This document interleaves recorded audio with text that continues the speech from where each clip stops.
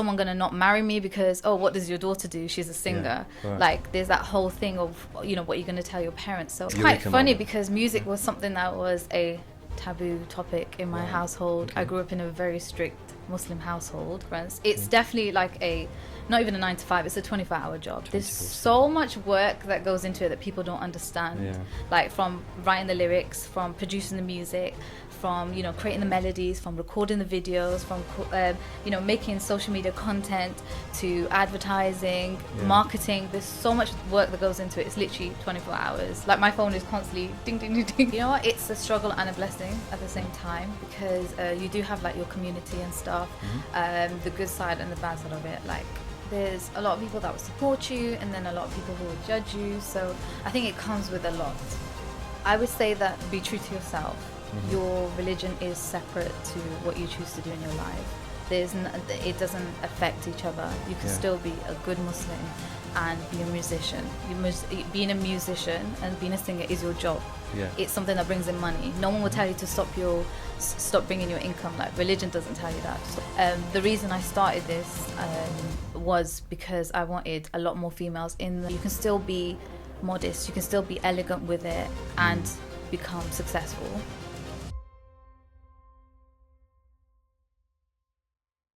I am here with Nikitar today.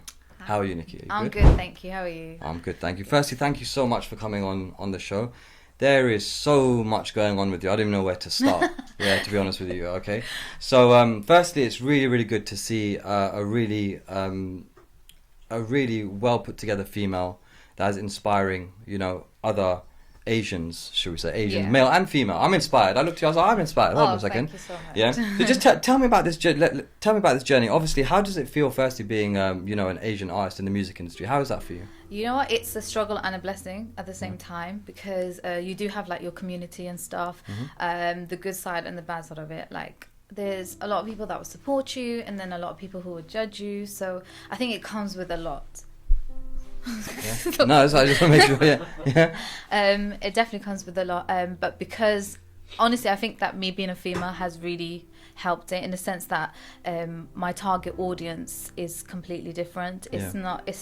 I mean, the males come with it, but it's more about the females. And the reason I started this was because I wanted a lot more females in the Asian scene to come out, because we don't have that many, to be fair. If you look around, there's not much female artists, but I think it's not because of the lack of talent, but because of the lack of support and the lack of knowledge that goes behind it. Okay. Yeah. And how did you get into music? Like, what was your kind of like? So it's quite funny because music was something that was a taboo topic in my household. I grew up in a very strict Muslim household. We weren't allowed to listen to music.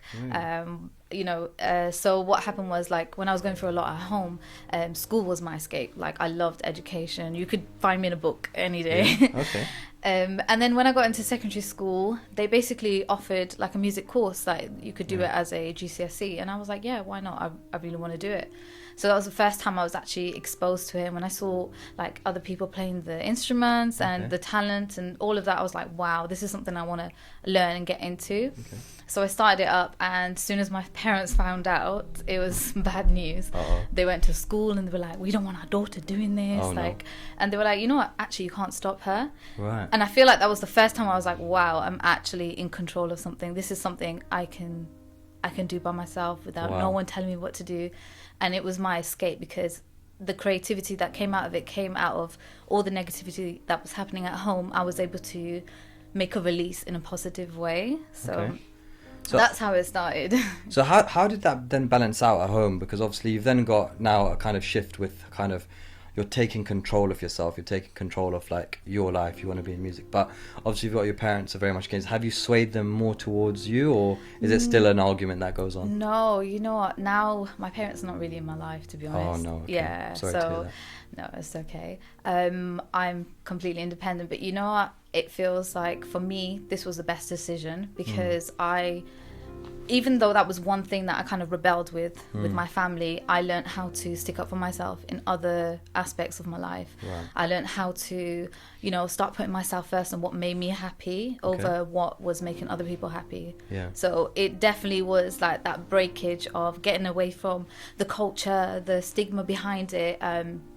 That a musician or someone who sings is out there to get attention, or she needs to dress a certain way, or her lyrics, all of that plays a part. So I feel like me doing this was my way of showing actually you can still be modest, you can still be elegant with it and become successful.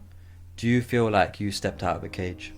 100%. Yeah. Okay. 100%. And this is what I want to do for other females. There's so much talent out there, and it's like wasted and locked up. And most of it is because of the fear of, if I do this, then what's the backlash that's going to come from it? Am I going to be, constantly judged for the way I look or the way I dress? Am I going to be, is someone going to not marry me because, what does your daughter do? She's a singer. Yeah, right. Like, there's that whole thing of, what you're going to tell your parents. So, I definitely think that this was the best decision for me. And if there was kind of one bit of advice you would give to a young Muslim girl That wants to do that wants to do music or just anything in general that's suffering with, what would be that one bit of advice? I would say that be true to yourself. Your religion is separate to what you choose to do in your life. It doesn't affect each other. You can still be a good Muslim and be a musician. Being a musician and being a singer is your job. Yeah. It's something that brings in money. No one will tell you to stop bringing your income. Like, religion doesn't tell you that, to stop making your money. And being a Muslim is on the other side. You can still do your charitable work. You can still, pray. You can still, music doesn't stop me from praying. Yeah. Music doesn't stop me from fasting. It doesn't stop me from giving charity. They're two different things. So you still follow all of the kind of traditional things that you would expect a good Muslim girl to follow. Yeah. Yeah? I mean, I wouldn't say I'm the best Muslim, but Yeah. I would say I definitely try. Okay. And my religion does come first before everything else. But there's a healthy balance, for everything. Yeah. Right, okay. So obviously, music is one of the things you've mentioned, but you talked about academics. So you said you were quite a bookworm. Yeah. So what does that look like now? Do you feel like, are you still do you still have a 9 to 5 and do music as well, or has music fully taken over? Music is my full-time career. Okay. I gave up my job for it. Oh, wow, okay. I literally gave everything up for it. Once I started doing it seriously, which is I'll say about a year ago now that I've started to do it full time, I've seen a big difference. It's definitely like not even a 9 to 5, it's a 24-hour job. There's so much work that goes into it that people don't understand. Yeah. Like, from writing the lyrics, from producing the music, from, creating the melodies, from recording the videos, from, making social media content, to advertising, marketing. There's so much work that goes into it. It's literally 24 hours. Like, my phone is constantly ding, ding, ding, ding. Yeah. Whenever there's a project, we're just so busy. You're on it, yeah. So I couldn't work and do music. I had to choose one. And what was work? Before that, honest, I was a shisha maker. Like, A shisha maker? Yeah. Right, okay. I worked in shisha lounges. Right. I managed a few shisha lounges. Wow. Well, they used to call me like freelance shisha maker, because I would actually go to lounges and teach. You just created a whole job role then, basically. Literally. Wow. I would go to lounges and teach their new staff how to make shishas. Wow. And that was my thing. Wow, Yeah. well, didn't know that was a thing, but well, you know what I mean? Which was good for me, because at that time, even when I was doing it, I was like in the back kitchen, so no one would see me. I didn't have to deal with customers or with people. So I'll be there writing my music while I'm working. I'm like, okay, one receipt here. Okay, cool. Let's start writing again. Okay, can we do a quick rhyme with shisha? Oh, God. I don't know. Shisha, I don't know. Off the cuff. I would just be like, oh, you want some shisha? Come on, let me go see you. That's it. That's sweet. All right, okay. Well, we can. I'm not a rapper, okay? I'm a singer. I know exactly.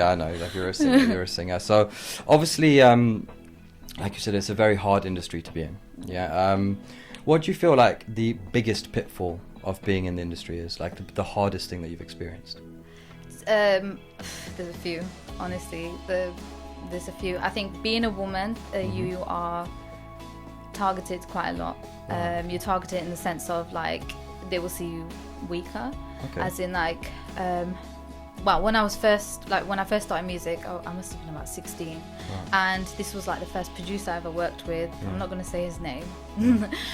But when I worked with him, I didn't know anything about music. Like, I didn't have the knowledge about, you know, PRS, royalties, you know, all the legal sides of it. Right. So when I worked with him, I actually paid him to produce me a song. I did the lyrics, I did the vocals, everything. And then he just disappeared with my song. Oh, wow. Okay. That song now has got over 1 million views. It was Oh my played in every single gym in the UK, like Pure Gyms, etc. Oh He my made gosh. so much money from it. Wow. And I didn't know like what to do or where to go. And that was my first wake-up call that, Right. I need to educate myself on music. Okay. A lot of artists that I've approached or producers I've approached, they would, like, if I speak to them, I would feel really uncomfortable straight away. Right. Like, they would, for example, if I approached them, I was like, hey, you want to work together, let's collab. Their answer would be like, yeah, all right, hun, or all right, babe. And I'm like, okay, would you babe if I was a man? Would you hun me if I was a man? I just feel like that professional barrier just disappears when it comes to a woman. She's kind of like sexualized straight away in this industry. Right. Yeah. And I think the other thing is that women get paid less in this industry. Wow, really? Yeah. Okay. They do get paid less, and that's like something I want to change as well. Yeah. Like I can't even say the word. Statistics. Statistics. Yeah, yeah. I can't say. The stats. The stats. Yeah. The stats say that there's so many women that get paid maybe probably 10% less than men in this industry when it comes to like live performance and stuff. Okay. They'll get paid less. Royalties, they get paid less. And a lot of women that haven't even reported like sexual abuse that they received in this industry, they just keep it to themselves. Okay. Yeah. So, what do you feel needs to change? Like, obviously you're hopefully starting a revolution of like new female entertainers that are going to be coming in. What do you feel like needs to change in the industry? Because you're not the first person that's been on this podcast that said a very similar thing in a different industry, but similar thing. Well, the thing is, I think it works both ways. It's the mindset of the people you're working with too. So I can't say, oh, well, women need to do this, women need to do that to change it, because it's also a man's duty to keep it professional, a man's duty to protect whoever he's working with, in the sense of like even his own self-respect, if that makes sense. I think number one is definitely education. Know your rights. Know what you can say if someone behaves or acts a certain way, and make sure everything is legit. If you are going to go to a studio, make sure you take someone with you. Don't go alone, because I feel like that's where most stuff happen. Right. And don't just always fall for what people sell to you. Like people will say what they need to say if they have something to gain from you. Right. So definitely be aware of that. Okay. And what's the dream? The dream is to, number one, have my own independent record label that is female dominated. Yeah. Okay. Female producer. I want a female director. I want a female management. Like just all the females working together on this. Number two is I definitely want to work with Bollywood as a songwriter, more than a singer, which is my aim right now. That's what I'm trying to focus on right now, on Bollywood and Netflix series and shows, to make music for them. So why Bollywood? You know what? Since if you know me, you know that I will look for any excuse to wear lenga. Like I'm so obsessed with Bollywood. It's like one of those things growing up that when I saw them, I was like, wow, like they're so beautiful. They're so like everything about Bollywood is so like rich, isn't it? It's just so like unreal. Yeah, they're all so talented. They've got to dance, they've got to act, they've got everything, and I just love it. 3-hour movies as well. 3-hour movies. You've got to be emotional pretty much every film. You cry, then you laugh, then you cry, then you laugh. Exactly. Okay, what's your favourite film? Oh, that's a tricky one. You know, Om Shanti Om. I think I've watched that 1,000,000 times, and I'll never get bored of it, and it still make me cry. Doesn't matter how many times I watch it, I'll cry. Yeah, that's an underdog, that one. It is. Yeah, it is. It's untouchable. Yeah. Okay. And obviously, in terms of kind of your growth, so obviously you're 2 years, like you said, you said a new label. You said you've got it's a label that you are the first artist for. That's correct. So obviously this label, I've been hearing that there's a really good producer on there as well. Yeah. Tell me a bit about kind of the future of the label as well. Inertia is so sweet. So Inertia actually contacted me almost 3 years ago, and he kept messaging me. There was just like this guy messaging me, and he was like, look, I want to work with you, I've got so many beats, I'm a producer. And I was like, yeah, because I was so busy with other things. And then he just kept constantly messaging for the next 2 years, and I felt so bad afterwards. I was like, let me give him a try, because in my head was, he's so young, he's probably in college, he's not going to be fully invested in this, and I don't want to waste his time, I don't want to waste my time. So then after 2 years he approached me again, and I was like, okay, cool, let's do something, send me your beats. When I heard his work, I was like, wow, I was not expecting that. Like, his quality of work is so high standard. It was amazing. So I met up with him, and straight away I was like, this kid is like proper talented. He's got it. He's on the ball. Like, he knows what to do. So what I did was I sent him, so I recorded some vocals, sent him raw vocals to see what he'd do with it, and he mastered the song, and I was like, oh my god, you're amazing. So he's stuck by our side. He's performed at Maidaville with us as well, which was a huge deal. He made Cold World with us. He made, what else did he make? Cold World, and what was the other song? Satya. Oh, yes. Satya. That was our first episode for the movie album, so he made that song as well. So he's part of our record label. We plan to keep him with us until we all grow together, but he's amazing, really, really talented. And what about kind of the next kind of the next set of songs or songs? What have you got coming up in the next kind of 6 months? So we are working on the movie album. We've scripted the whole film, which is really, really good. It's just about getting all the videos together. The song's already done as well. So the plan was to release one every month, but we realized that when we do that, people don't even get a chance to see it, because a month is, because then we would straight away work on the next song, but then people haven't actually had a chance to see the first one, so now we're leaving space in between. But yeah, that's done really well. I'm also writing a couple of new tracks with a new genre. I'm mixing up the genre, I call it fusion. Fusion, because I like to mix my like Western side with the Asian side that I have, so mixing a bit of both. So we got some like reggae songs that are mixed with Bollywood, like Asian Bhangra mixed with trap. Like, it's just a bit of everything. So we're doing that, and I've got a couple of collabs with some big artists, which I'm super excited about. So yeah, that's really cool. Oh wow! So question mark. I'm keen to see all these are. So. I can't say too much, I but know. Okay, you heard it here first, even though you don't know who they are. And in terms of kind of like where it is, like if you could give a bit of advice to a young Nikitar, like you're looking at yourself now, like whilst you're growing up, what advice would you give to her? I would say don't give up.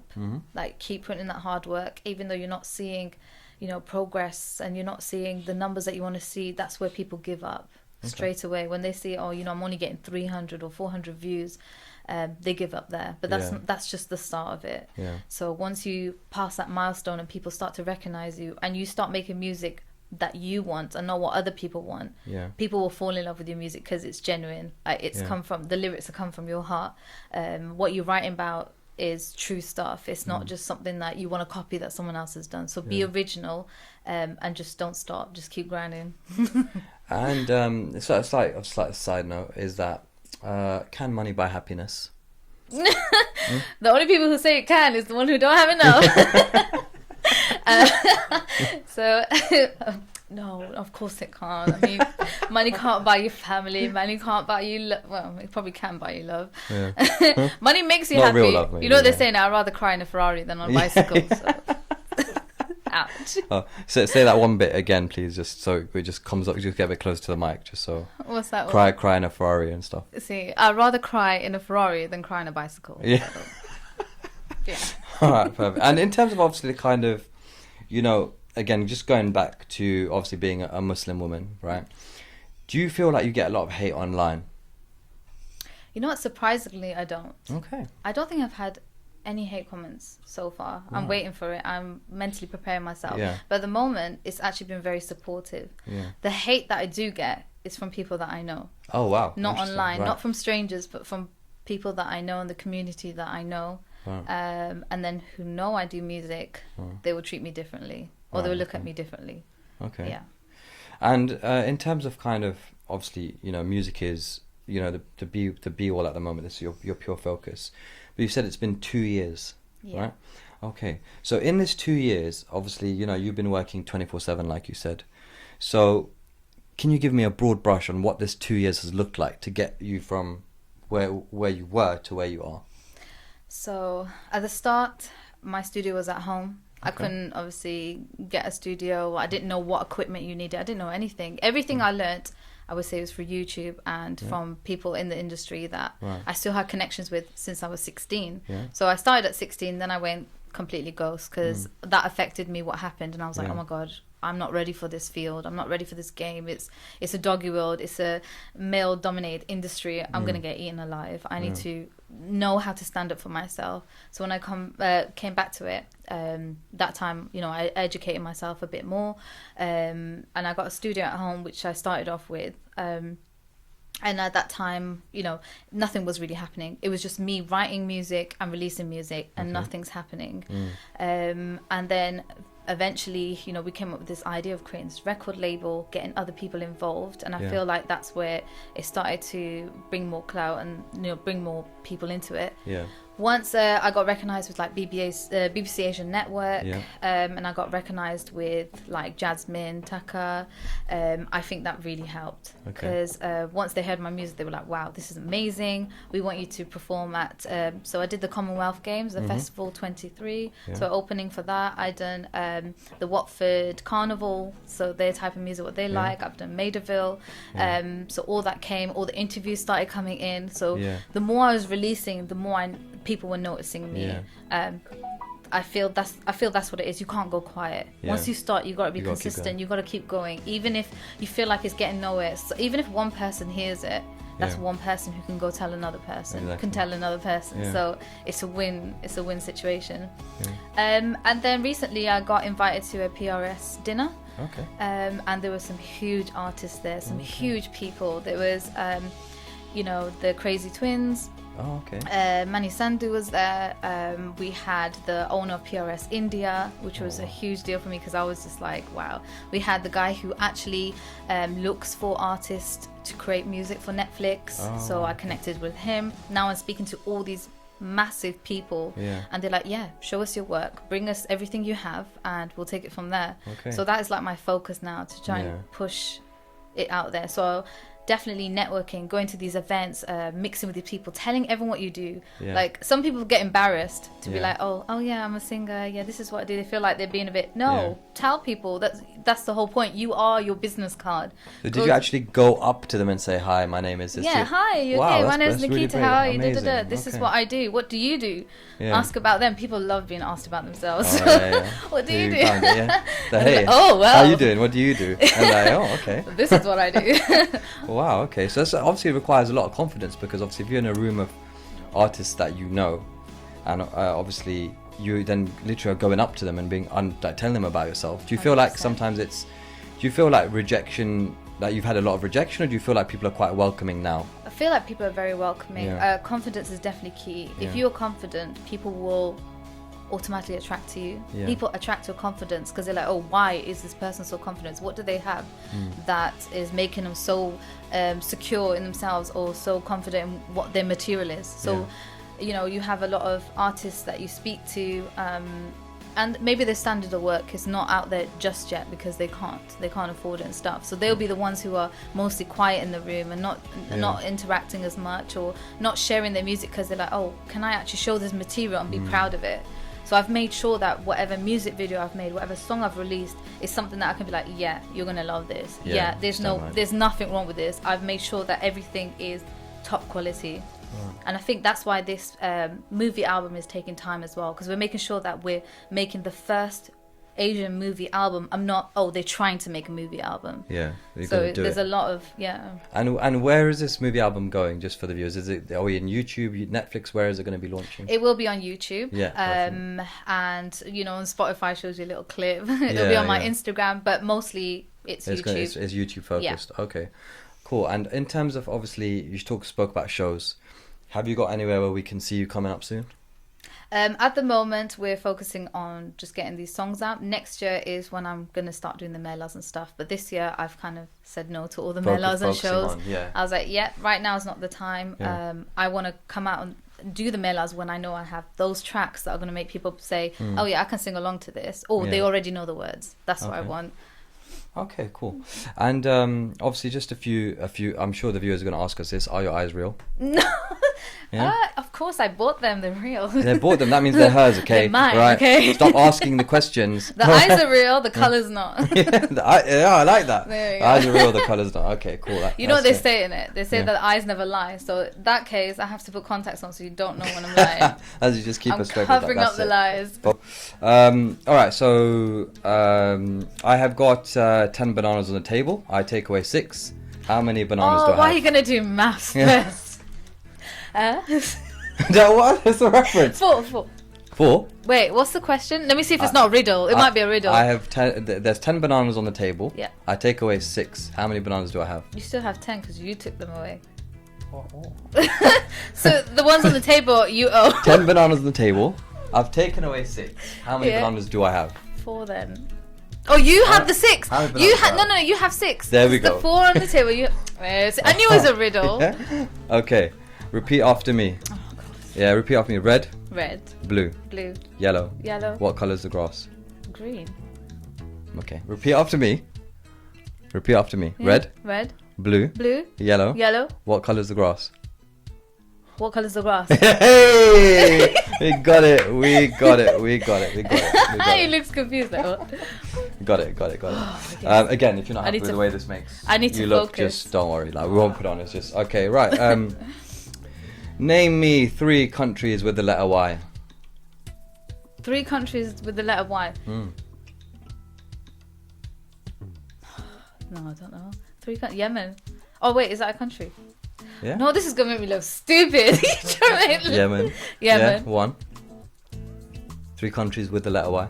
I know what you're saying. That it can be any country that have Y in it. Oh, there we go. That's what I wanted you to get. So Yes. that's fine. So Uruguay, Paraguay. Yeah, that's fine. Yeah, yeah. Okay, perfect. That's fine. You got that one. You got that one. I'm good at these. What can you catch but you can't throw? What can you catch? But you can't throw. Flu? Ooh, a cold. Oh! No, I can't believe that one. You got that one. Yeah? Okay. What has one eye but can't see? One has one eye. One eye but can't see. A camera? Well, it's not bad. It's a needle. Yeah? What has one eye but can't... But a camera is actually not bad, though. That was a good answer. Yeah. Okay. What appears once in a minute, twice in a moment, but never in 1,000 years? Once in a minute, twice in a moment. Oh no, I'm not gonna get this. One and how many times in 1,000 years? But never in 1,000 years. Never in 1,000 years. No, I don't know. The letter M. Oh yeah. Oh, that's good. You're actually quite good at riddles. Okay. Right. Well, I think we've got enough. My whole life's actually. a riddle. So, yeah. My whole life's a riddle. God. Okay. So obviously we've been with Nikitar, which is Nikitar_music. Sorry if I've sounded like a bit of a coconut there, but yeah, Nikitar. It's Nikita, but with an R. That's what I say. Nikitar_music. Now, obviously, there is a whole load of content on there. It's really amazing, and she's spoken about obviously what's coming up soon. So please drop her a follow. Make sure you like or comment if you've got any questions on this podcast. The full podcast will be on YouTube, and we have the reels obviously on Instagram and TikTok. Is there anything else you want to say to your adoring fans before you sign off? It's about what you do when the cameras are off, not when the cameras are on. Oh my goodness. Yeah? It's about what you do That's when the what Nicki cameras are Minaj off, said. not on. Okay. That's what Nicki Minaj Right. said. It's Absolute true. pleasure meeting you. You as well. Thank you so much. Thank you so and much. You've been an absolute pleasure. Thank you. And I wish you all the best with the music career. Thank you so much. All right.